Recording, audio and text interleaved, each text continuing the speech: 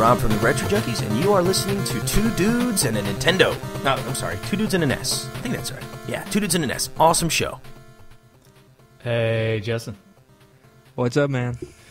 Not much. Just been watching a bunch of 80s action movies lately. Yeah? Mm-hmm.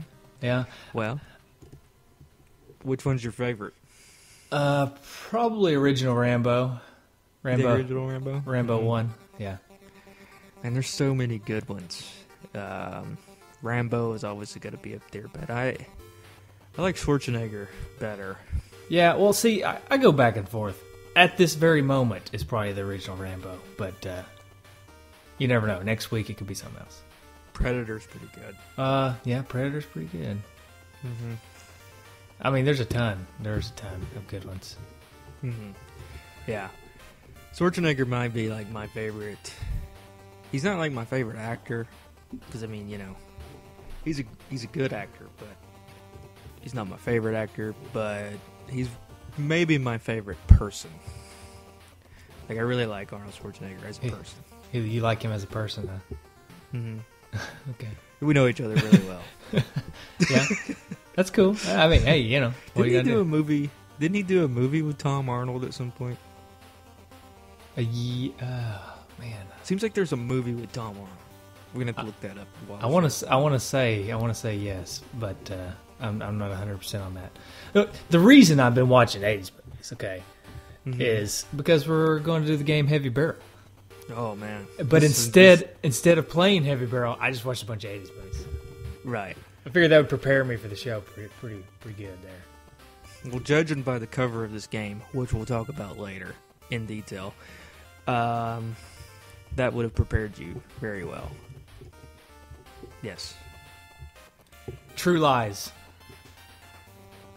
Oh yeah, Tom Arnold's in True Lies. That's Tom Arnold and Arnold Schwarzenegger. Okay, good. Or, as I like to call the team up, the Tom Schwarzenegger. Love it. Just cut out the Arnold out of both their names.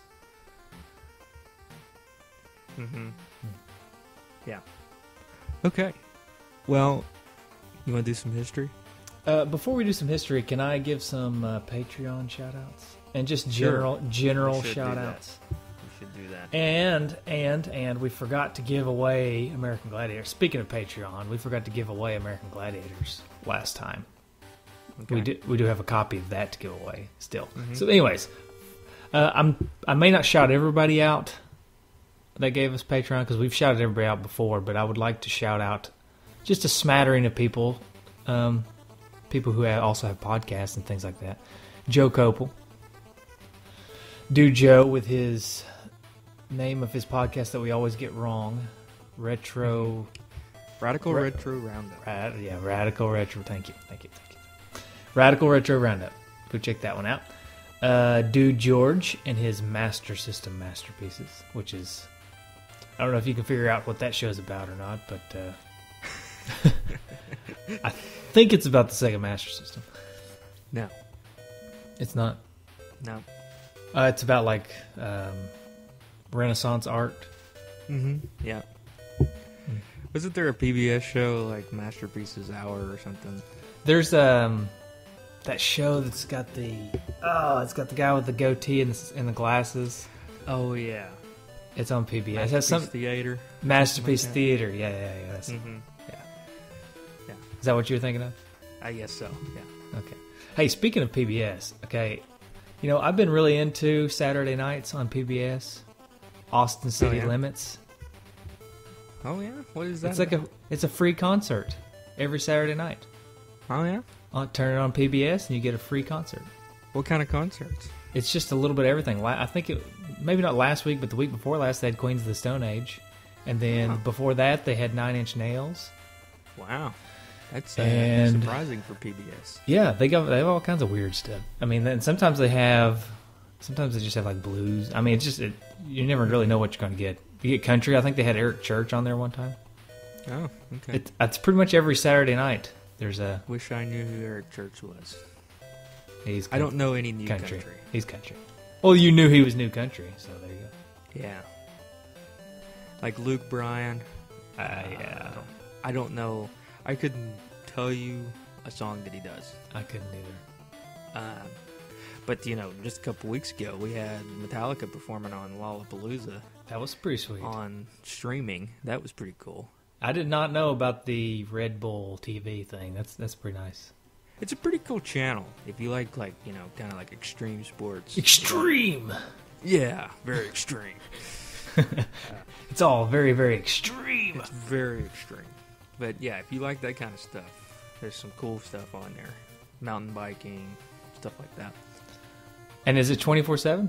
I guess it is. I don't know. You can go on their website and pretty much just watch anything, I guess, at any time on demand. But nice. Yeah. All supported by Red Bull, right? Yeah. Which means my wife supports it because she is a huge Red Bull drinker. And really? so therefore I had to feel okay with watching their free TV because it's not free for us. Yeah. I like Red Bulls every now and then, but I've gotten on these new things. These V8 Fusion Energy drinks. Have you seen them? So, like vegetable juice? No, it's like the fruit version. It's not the vegetable juice version of V8. They're really good. And like, they're a good, I guess, alternative if you didn't want to do like the carbonated drinks. I do the Monsters. Sure. Oh yeah, yeah. I'm the Monsters. Yeah, I think I'm gonna have to cut them out completely though because went to the doctor yesterday. The blood pressure was not good, so. Yeah. Oh, they've raised your blood pressure? Well, caffeine. Caffeine. Oh, I got you. Well, let me tell you this, and since we're on the giant tangent, anyways, a couple years ago. I was really into the energy drinks. Monster used to have what's called like a 2X. It's like a Monster 2X. It had twice the amount of caffeine as a normal drink. I was drinking those at least one a day, probably for about 3 months, and then I got a kidney stone. So I'm pretty sure that was because of that. Yeah, sodas are bad for precipitating kidney stones. Yeah, so I quit those and went back to the 1X, and haven't had a kidney stone in the last 2 years. So, knock on wood. I won't knock on the wood because you could hear it, but what the heck? There you go. Yeah, it's interesting. Yeah, that and plus we live in the kidney stone belt. We do. We do. No, really. It's the Bible Belt and the kidney stone belt. No, really, like the southeast area is notorious for kidney stones, and is actually physicians who are trained elsewhere in the country don't even see kidney stones that much, and then you come here and you say you work in an emergency room, you see several kidney stones a day. But, I mean, they're super common here, and the reasons they don't really know. Biscuits and gravy. Well, could be diet is probably the big thing. Yeah. We are the obesity belt as well. It's a big belt. Yeah, we got a lot of belts. It's we keep having to loosen that belt. But no, really, like people seriously, like I talk to physicians that come up from like Northeast, like come from New York, and then they come down here, and they are utterly shocked at how many kidney stones they treat compared to up there. Anyway, maybe we should actually talk about the game since that's what. Well, I got more shout-outs. Hang on. Hang on. Go ahead. We got the more shout-outs and more tangents. Yeah, Outcast Dude, who has been one of our biggest Patreon supporters, so I can't say enough about him. He's got a cool show called The Hunnick Outcast. It's a little different. It's probably not what you expect when you listen to it. So, yeah, listen to that one. Brian Keating has a blog, The Grand Emperor's Retro Video Game Blog. That's a mouthful. But he's supporting us, and he also wrote one of his blog posts about us. So, how about that? There you go. The SNES podcast, Dude Greg Polander there. Yeah. And Dude Tim, haven't talked about him in a while. Haven't actually talked to him that much in a while. I think he went on a hiatus or something. He went on some, like, awesome family vacation. I don't know if you noticed that on Facebook, but he was doing, like, a bunch of cool stuff. I know he came to Tennessee, Gatlinburg. Did you go see him? No, but that was part of his vacation. Probably should have. That would have been cool, but... He, did a lot of cool stuff. I don't know what Dude Tim does for a living. He's apparently rich. Yeah, apparently So. does fairly well for himself. Yeah. I mean, he can go on these grand vacations, and he can support us on Patreon both. Wow. Yeah. Yeah. He's like a tech guy or something. I don't know. That sounds about right. Yeah. I mean, he has 2 podcasts where nerd is in the title, so he has to be some kind of a tech guy, right? A nerd. Yeah. I mean, he has to be. That's what you're saying. I'm trying to say he's a nerd. He's got 2 podcasts: Comic Nerds Unite and Star Wars Nerds Unite.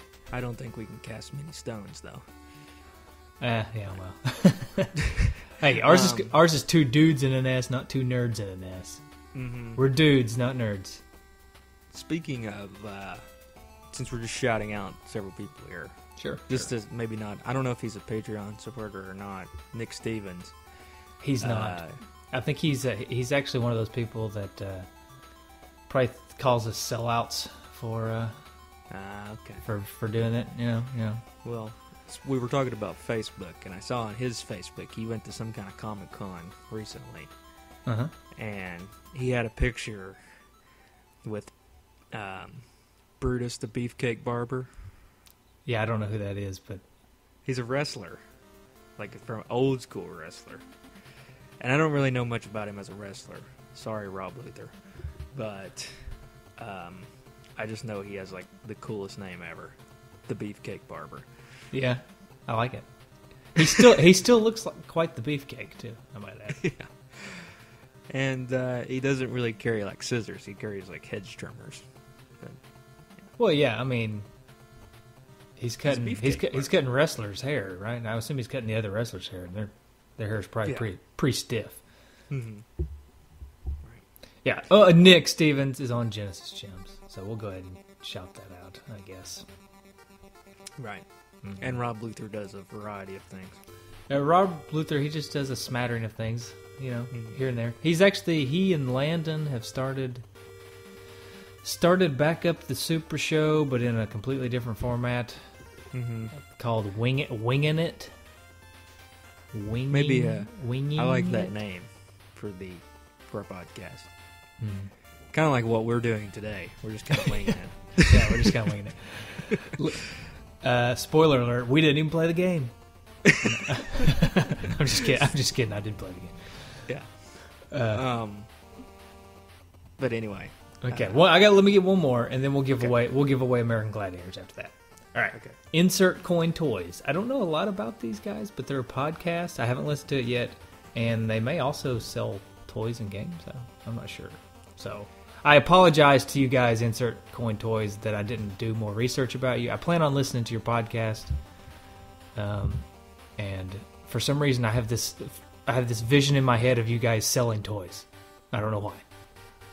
You probably don't, but I just get this feeling from you. Insert Coin Toys.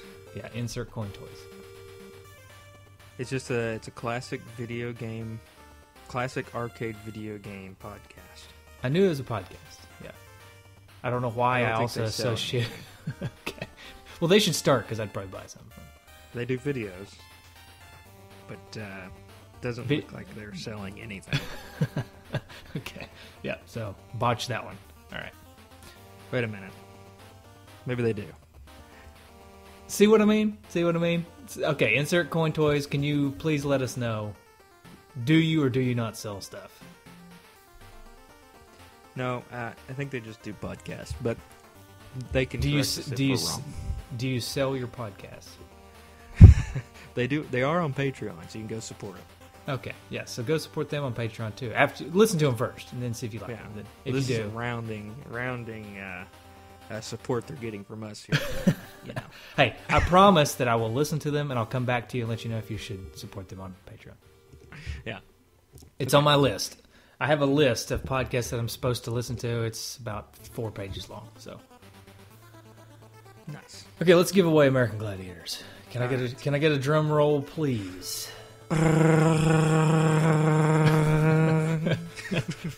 That sounds like a weed whacker crossed with a doorbell.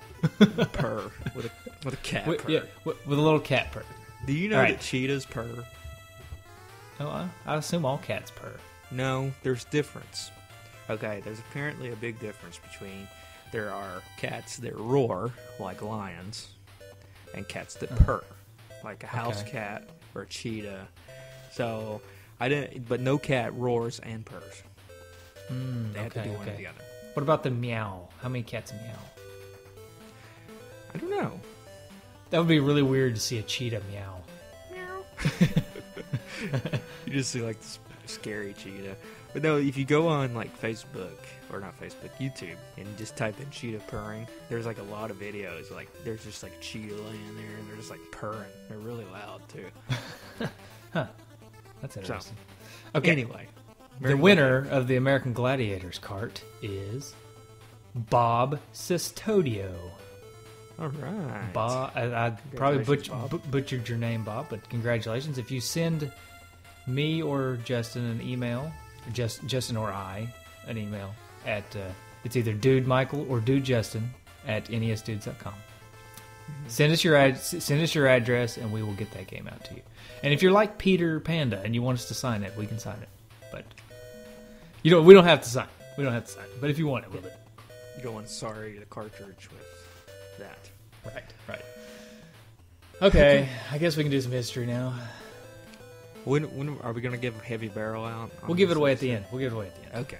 All right. Don't want to, I can't think of the right family-friendly terminology, but we don't want to blow everything away all at once. Okay. All right. And now it's time for Justin's historical tidbits and trivia. So history. So there were not a lot of history on this game. I do have to say that this game was published by Data East. We talked about a few Data East games in the past. And the interesting thing about the people that created this game is I can't really find that they did anything else outside of this game. So this game was obviously a port off of the arcade.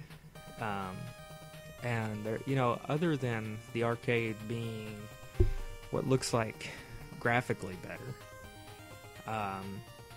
looked very similar from what I could tell. And but anyway, the director of this game, Koji Kawada, I believe is his name. Designer is Koji Akabayashi. I like that name. But the one I'm about to be struck by lightning over here. Is that thunder? Yeah. Wow. Sorry. Okay. And the composers of the game, one of them, Azusa Hara, we have talked about before because he did the composing for Bad Dudes. Yeah. Exactly. Right. And those of you that are just listening, Michael just did like a fist pump thing. Yeah. It was a fist pump while I took a drink of water. Otherwise, I would have said something. Right. So, the same guy did that game and this game. And we'll talk about it in the gameplay. I thought the music was done very well on this game.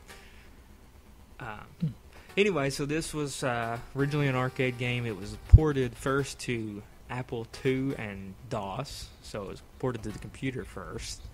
And then the NES version was developed by Sakata SAS and published by Data East in North America and Japan in 1990. Mark Erickson, which I got to give him a big hand because he was the artist who produced the packaging for Data East's Heavy Barrel NES release, and he did that in 1989.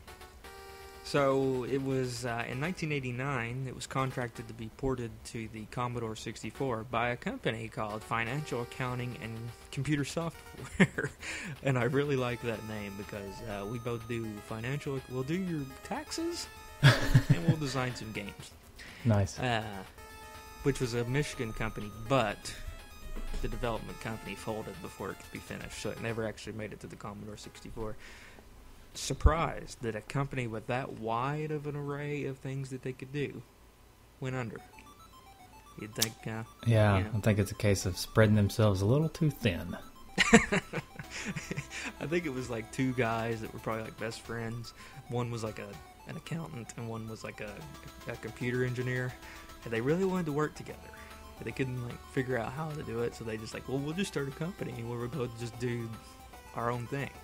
Yeah. Yeah. Not that, just starting a game company where the accountant could do the accounting for the game company. Right. No, that makes too much sense. Right. And in February 2010, Majesco Entertainment brought the port of it to the Wii as part of the Data East Arcade Classics disc. Sounds like a pretty cool game. Mm-hmm. And speaking of Wii, I've been laying the groundwork to try to get Leah interested in the Wii U. So, how have you been laying this we're groundwork? working it. Well, we went to a birthday party recently, Uh-huh. and it was a girl that was on her softball team, and she got a Wii U. So I really was like, oh man, look at that! Isn't that a great moment? Isn't that cool? So trying to lay. So the now groundwork. you got to get over like sleepovers and yeah, get her But hanging out with this Majesco girl. Yeah. Majesco Entertainment has done a lot of ports, including a Buenos Blob for the Wii. So That's cool. Yeah. anyway, so Michael, did you have this game? Did you go on a big quest to get this game? And now it's time for Michael's quest to find the cart. I did not have this game. I had actually never heard of this game for some reason prior to. I forgot to say this one was a Patreon pick too, by the way. Mm-hmm. Jim Elliott. I had not heard about it until Jim asked us to do it. So, thank you, Jim, for mentioning this game. I had never heard of it, and so I did not have it. Obviously, I went on a quest to get it for you and for I. Mm-hmm. And so we have 2 copies to give away this time, I think, unless Justin's going to hold on to his. No, really, I can give it away. Yeah, so we actually have 2 copies. To the van. So that's a pretty simple quest. I think I can't remember if I got it off eBay or Amazon, but one of the 2 places that we got it from there. We got 2 copies of it, and there you go. I do have some bad news, though. You broke it. So, no, I thought it did, but I think it's even worse. So, I'd played it a couple times over the past couple of weeks. Well, more than a couple times. Because we've been kind of dancing around doing this recording. We've kind of said, oh, we'll do it this week, do it that week. Yeah. And so I've been playing it here and there. And so last night I was like, I'm going to play it one more time before tomorrow for the recording. And I sat down and I put it in, and it kept bringing up the purple screen, It's like, well, maybe this game has bit it. But then I went and tried some other games that I knew worked, and I'm still getting the purple screen. Oh, and no. I never got a game to work. So it's maybe the NES that's bit it. Yeah. I don't know. Just got to do some investigating on this. It probably just needs a good cleaning. Yeah. So, anyway, maybe Joe Copel put something up. He was last night. He was boiling something. I don't know if you've seen it yet. Mm-hmm. Yeah, you can boil the pins inside your NES, and supposedly that cleans them off enough to where get the games work again. Yeah. I didn't know if that's what he was doing, or if he was doing some kind of witchcraft stew to make his nest work. Yeah, maybe that's what he's doing. Okay, so we're go ahead and talk about this game. Yeah, please. Let's now that we're like halfway through the show. Yeah, 30 minutes in. Let's talk about it.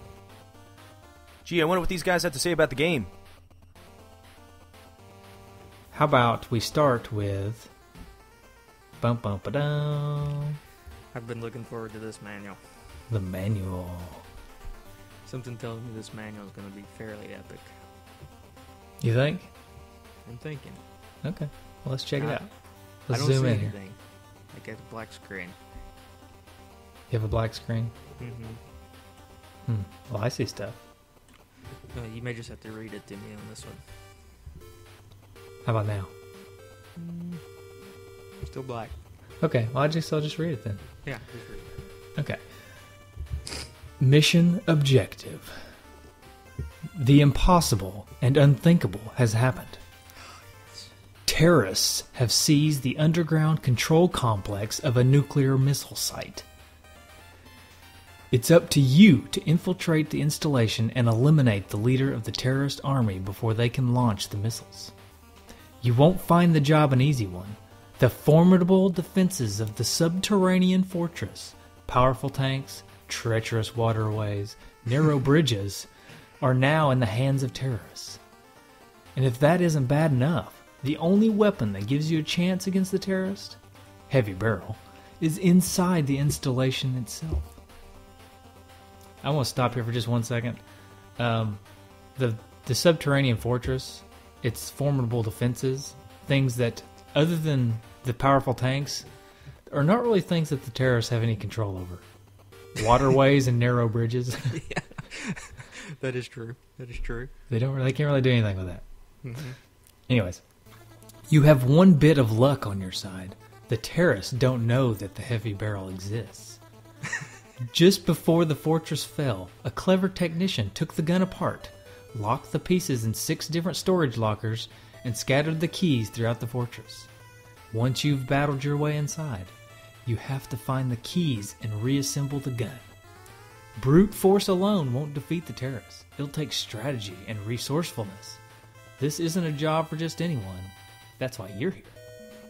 That last sentence I really doubt. Because it seems like brute force will not do the only thing. You need some strategy.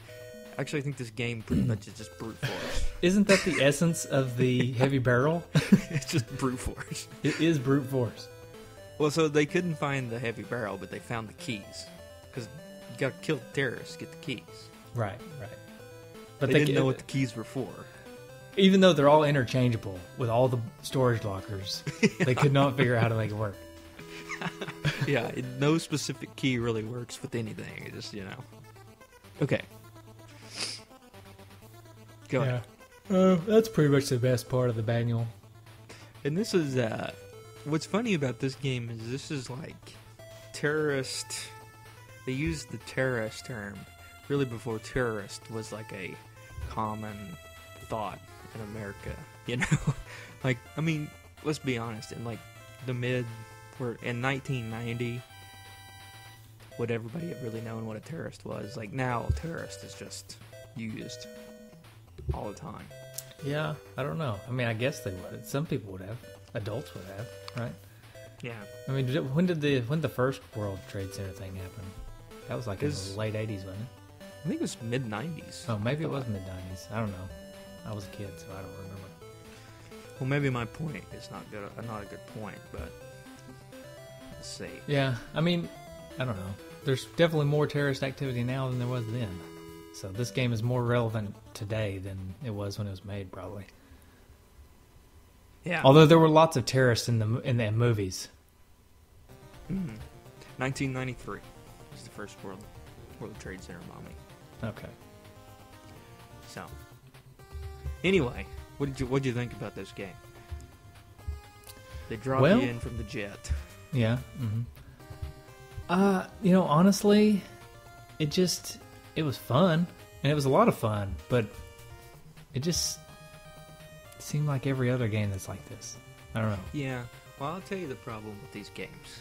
These games that are ported to the arcade, from the arcade, or a lot of them, not all of them, is they're fun in an arcade setting because you're there for a short period of time. And even if it's a little repetitive, it's okay. Because, that's kind of the point of an arcade game. It's just kind of run and gun fun for a short period of time.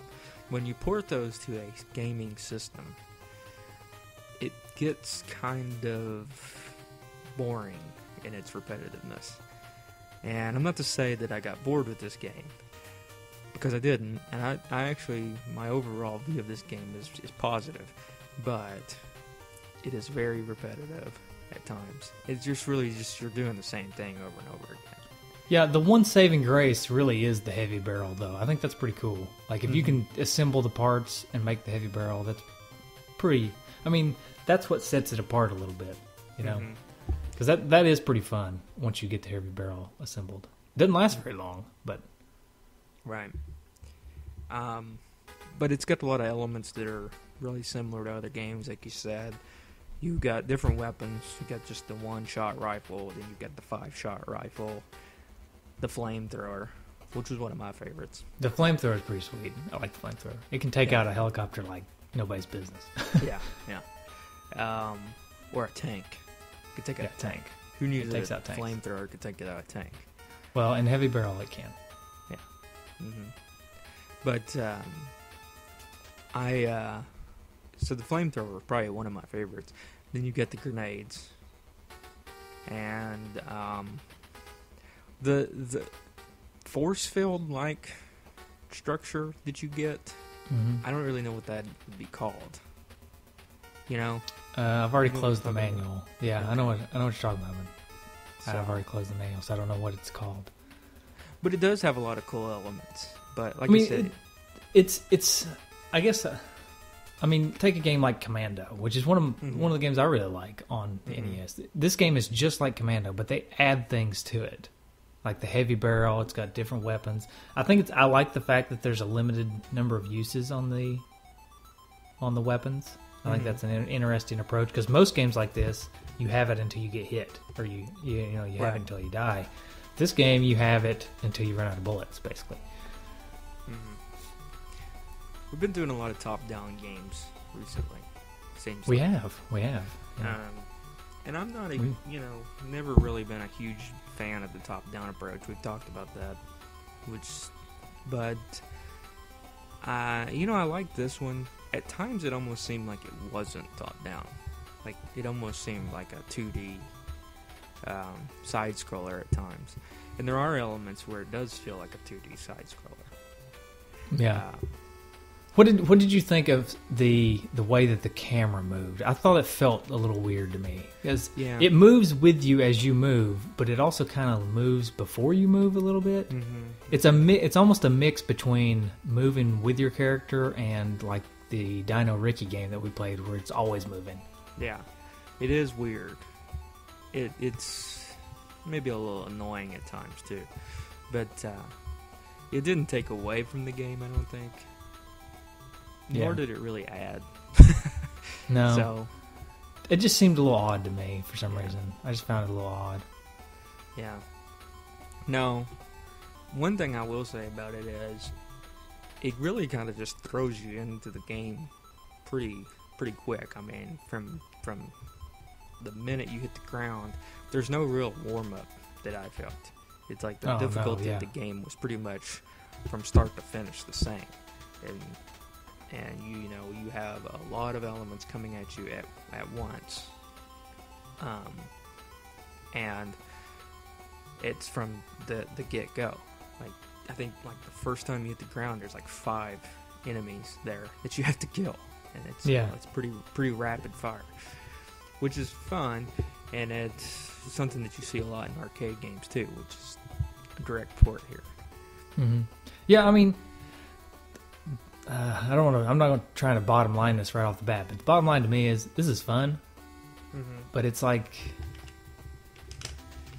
I don't know. I'll wait and save the bulk of my bottom line here for the end. But what about the graphics of the game? I thought the graphics were good. Comparing them to the arcade, obviously they're not as good. But I felt like the graphics, they weren't outstanding, but they were pretty good. Yeah, compared to other NES games, they're actually pretty good too. Yeah. The level designs I liked, except for the second level, and then it repeats itself again at another level. I don't remember. I think it's level 5, but the elevator level. Yeah, I don't like the elevator. I hate elevators level. I never like elevator levels. Well, they're kind of boring. They just kind of, because there's a lot of waiting until you get to something, So yeah, I'm not a big fan of the elevator levels on any game, really, but this one just compounded on top of that.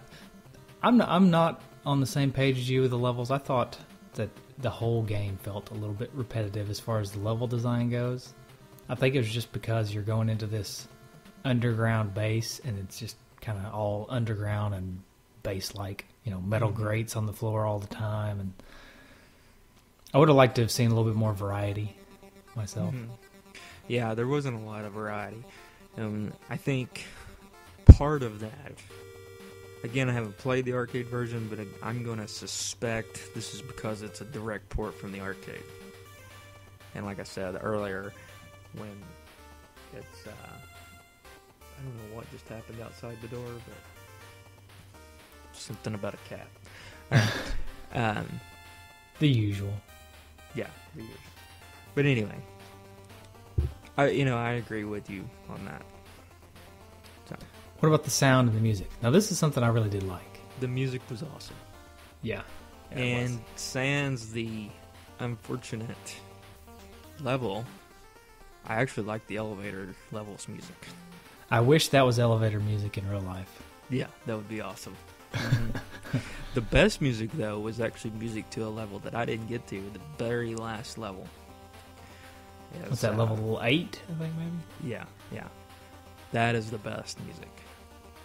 The whole game had really good music. I like the music in the game a lot. And the sound effects were cool. They really fit well. Yeah, I think music was definitely one of the shining aspects of the game. Yeah, I liked it a lot. Now, I feel like one of the shining aspects of this game was actually the cover design. Yes, we haven't talked about that. It looks like the one guy doesn't have any control over his heavy barrel. He's just screaming. He just looks like he's screaming. I love that part in war movies where the guy just runs out, just shooting relentlessly into the air. And then the other guy's grimacing and looks like he may have buck teeth. Yeah. Mm-hmm. And I don't have it pulled up. I would have had it pulled up. Hang on. They both have headbands on, which is essential for an 80s action hero. It's a headband. If you don't have the headband, then you're nothing. Yeah, get out of here. Okay, he's got buck teeth and a mustache. Mm-hmm. Buck teeth and mustache. That's awesome. Right. And I'm trying to figure out, at first when I looked at the other guy's gun, I thought that he was shooting, I thought that was the sun, but maybe that's just coming from the heavy barrel. Yeah, that's part of the heavy barrel. That's right. Okay. And they look like they're in the sky. Is that clouds behind them? Is that smoke? What's going on?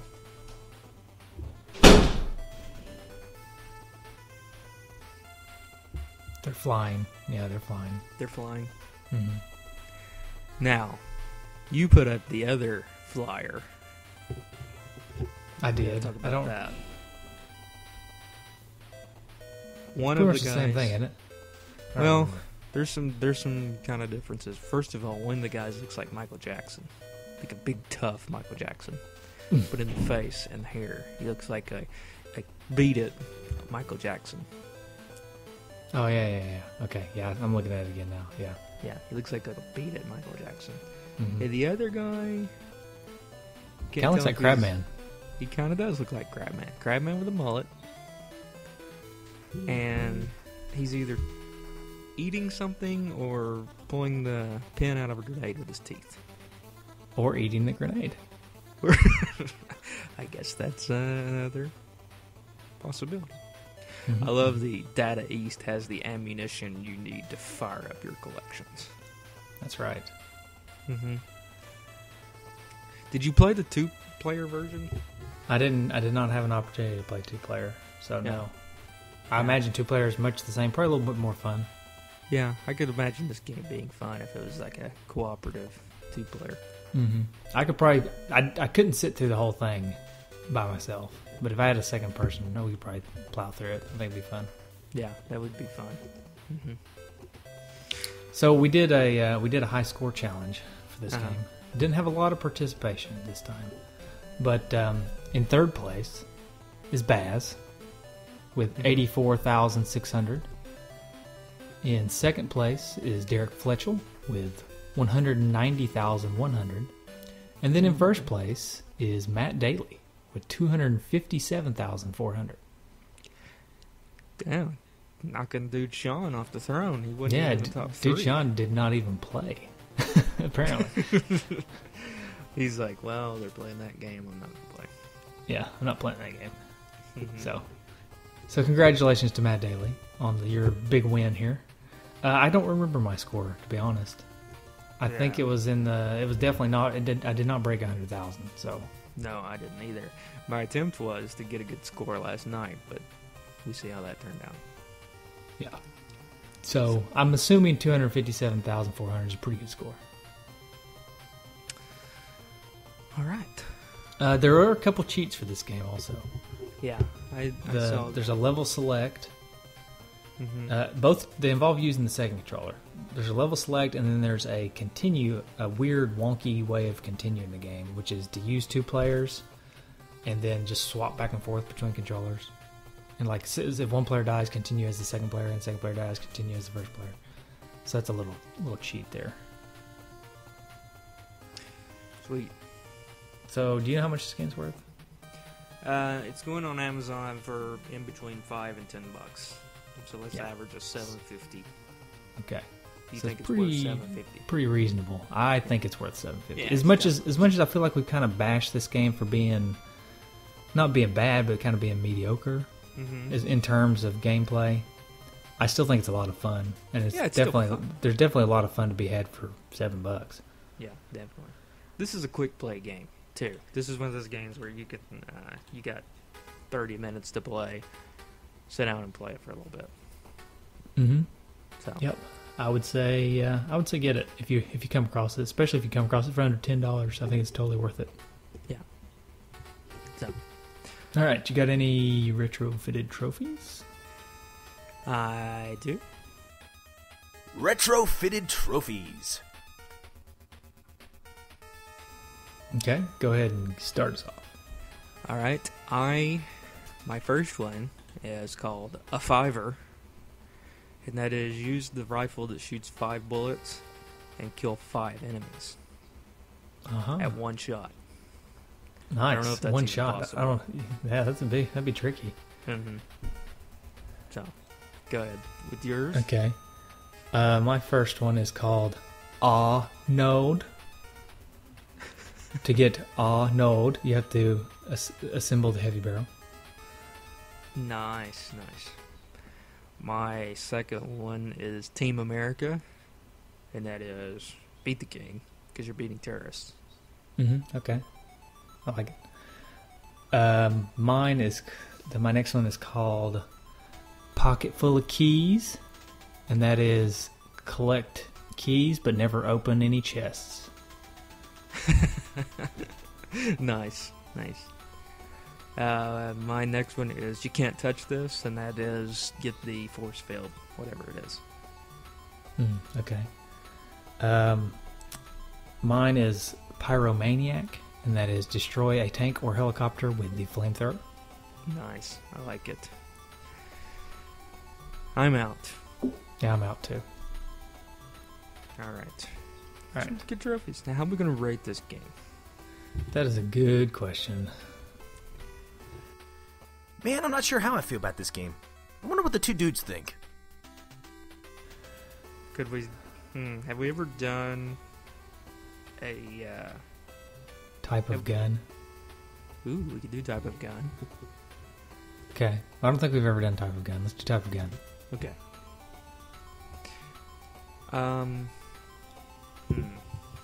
Let's see. I'm going to give this one a 22 rifle. And it's a lot of fun to shoot. It's cheap ammo. Cheaper ammo than other guns. But the practicality, if you're willing to like, it's maybe not the most practical. I don't know where I'm going with that. For what? For killing things? Maybe killing stuff. Killing anything anything larger than a rabbit. Yeah. Okay. I don't know. 22s can kill. I mean, I feel like this is turning bad, so I'm just going to stop talking. Okay. All right, fair enough. I'm going to go with a 9mm handgun. Okay. And that's just because it's just kind of a run-of-the-mill gun. There's lots of them. It's common. It's kind of how this game is to me. It's just kind of your run-of-the-mill common gun. Although the ammo for it's not that common anymore these days. Yeah. It's not as common as some would like. But so maybe that's not a good. But that's what I'm gonna go with. Telling you, call me a conspiracy theorist or whatever.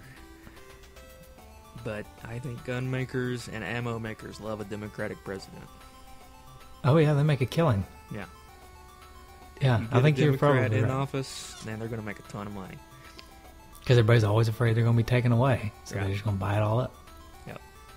Mm-hmm. Anyway, we're not going to go into the political field, but No, because we're also in the gun belt capital of the world. yeah. So. All right. All right, got any feedback? Ooh, yeah. Get that pulled up here.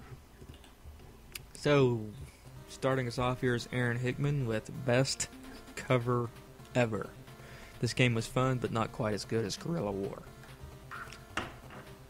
I would agree with that. I think Guerrilla War is a little bit better. Matt Daly said, awesome. I've actually been playing it lately. I love these run and gun games, and I think this is a decent arcade port. I do think the guy's legs look silly when he runs left and right. Like he doesn't have knees. It's creepy. Yeah, he is a little straight-legged. Joel Dodson said didn't play NES version much, but I dropped many quarters in the arcade version. Daniel Walker said, I must confess I've never heard of it, but the cover makes it look like a pretty sweet game. That is true. If you're in the 80s and you're looking for a game to buy, this is going to catch your eye.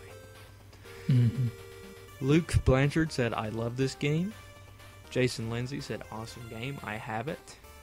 Bob Casterio, who won our American Gladiators game, said, decent shooter. Think Commando and Ikari Warriors with horizontal action as well, and the weapons are fun. On the other hand, the music is terrible, and the AI is very, very stupid. Yeah, we're going to have to disagree with you on that one, Bob. I think I agree with the AI, but the music, I don't disagree with. Yeah. Rick Habib said, playing this right now for the first time. Sweet. Jason Lindsay said, once you finally get the heavy barrel put together, then fun begins. That is true. Mm-hmm. Joel Dodson said, thing that got me on the arcade version was the twist 8-way joystick. I think Ikari Warriors Arcade had it as well, but not positive. Peter Guzman said, the guy in blue seems to me that he can't handle that gun. And Daniel Walker put up a picture that's pretty hilarious looking. It looks like Weird Al holding a big gun. Yeah, go to our Facebook group, check that out. Yeah. Derek Fletchell said this game is really fun. Reminds me of a mix of Jackal and top-down levels of Super C. It did feel like a Data East game, but that's not necessarily a bad thing. Had to be one of their best. Mm-hmm. Dan, I'm going to butcher your last name, Biscaglia. Man, this game is popping up all over the place for me lately. Some random YouTube channel I've been subscribed to forever just did a Let's Play, and YouTube told me about it this morning via email. Work ends at 3:55 p.m., right? Checks email and sneaks in the game room. Hey, do you think Jim Elliott... I'm feeling a little Jim Elliott conspiracy theory here. Like he's been telling everybody that they need to review this game. Ooh. And maybe. So that's why it's popping up all over Dan's thing. Maybe. And Dan came back up with LOL, so I couldn't find my copy of Heavy Barrel, so I decided to put in Thundercade since I thought I remembered it being similar. Won't ever do that again. That's funny. Greg Polander says, never played this back in the day, but I checked it out a few years ago. I think this is a port of an arcade game. It's not bad, but I prefer similar themed games like Ikari Warriors, Guerrilla War, and Commando to this. Clayton South, who's still been running those epic guess the game at marathons Friday night and at like 2 o'clock in the morning. Yeah, like 1 o'clock in the morning. So I never can participate. I think he's like in a different time zone, so it's not as late. I think for he lives him. in Canada. Yeah. So Canada, it's always daytime there, right? Oh yeah, that's right. I don't think they sleep in Canada, but so yeah. But anyway, he says, good game. I first played it in the arcade in the 80s and enjoyed the mechanics and gameplay. It felt like an extension of Frontline for the Atari 2600. And Mike Campana rounds us out with, I have the arcade version as well as NES. Ooh yeah, baby. Arcade is fun, NES is okay. Is he saying that he has the arcade? No, he's saying he has the arcade version on his Ouya. OUYA is a game console. Basically an emulator. And then he doesn't say arcade is fun, NES is okay. He says arcade is fun, NES is okay. Sorry, I made that quick because I wanted to ask if you actually had the arcade version. But yeah. Anyway. Right, now we have iTunes feedback and voicemails, and I can't get either of them to work right now, so we'll have to do those again next time. Next time. Sorry. All right. Next time. So, everybody needs to go check out the Retro Junkies over at the retrojunkies.com.